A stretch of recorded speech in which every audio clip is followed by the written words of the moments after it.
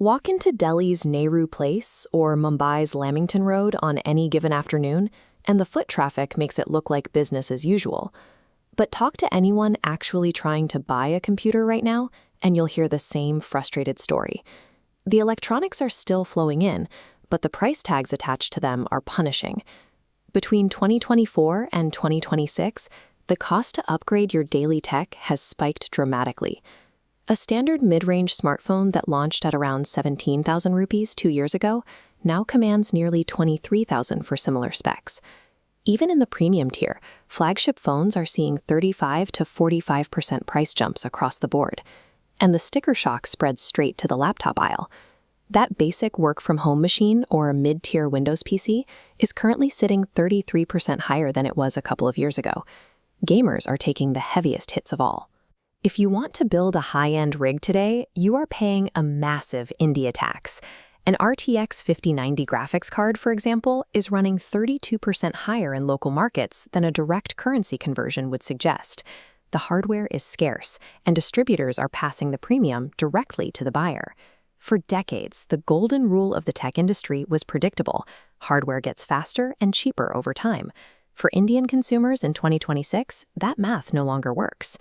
Mainstream headlines tend to blame brief, generic supply chain shortages. The reality is much colder. We are currently navigating the third year of what industry insiders call a long semiconductor winter. Higher prices have become a permanent structural fixture of the Indian retail landscape.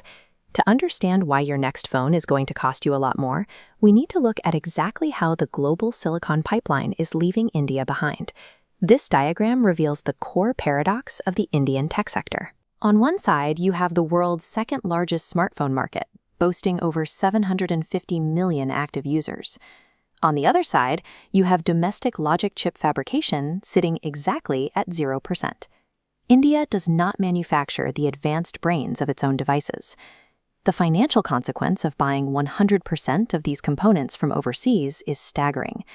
To keep all those screens glowing, India is currently paying an annual semiconductor import bill of $34 billion. Every time global chip prices twitch, the Indian consumer absorbs the blow. Today, global prices are surging under the pressure of a massive new bottleneck in the supply chain, driven by the corporate gold rush for artificial intelligence. Tech giants are buying up enterprise-grade AI hardware as fast as it can be produced. These massive server chips are incredibly complex to manufacture, and they are currently eating up roughly 40% of the world's advanced manufacturing capacity. That pushes everyday consumer electronics straight to the back of the production line. Almost all of this bottleneck traces back to a single island. Taiwan Semiconductor Manufacturing Company controls the vast majority of the world's advanced node fabrication. If you want cutting-edge silicon, you have to get it through them. Because India's tech ecosystem relies entirely on foreign fabs, local buyers are essentially competing against Silicon Valley's AI budget, and right now, the AI budgets are winning. Beyond the AI craze, there is a second layer squeezing the market: geopolitics. The escalating tech war between the US and China has triggered a wave of panic buying. Countries and megacorporations are aggressively hoarding mature node chips, drying up the global spot market. Western nations are throwing billions of dollars at the problem to secure their own supply lines. Legislation like the US CHIPS Act was designed to build domestic fabrication plants so they don't have to rely on Asia. But while the West builds up its reserves, the downstream effects on India are severe. Historically, Indian distributors kept a healthy 4 to 6 weeks of inventory in their warehouses. Today, they are scraping by on a dangerously thin 10-day supply. We're going to look at how India plans to break out of this trap in a moment. If you're finding this deep dive useful, make sure to like, share, and subscribe to Infovision Media for more data-driven tech journalism. The inventory choke point extends well beyond the computer aisle and into basic household appliances. Even standard inverter air conditioners require microcontrollers to function, and the cost of those controller boards has spiked by 108%. Foreign legislation and geopolitical maneuvering have actively choked off the supply of basic components. As a direct result, standard appliances are increasingly priced like luxury items for the average Indian household. The financial strain is forcing a massive shift in how people buy.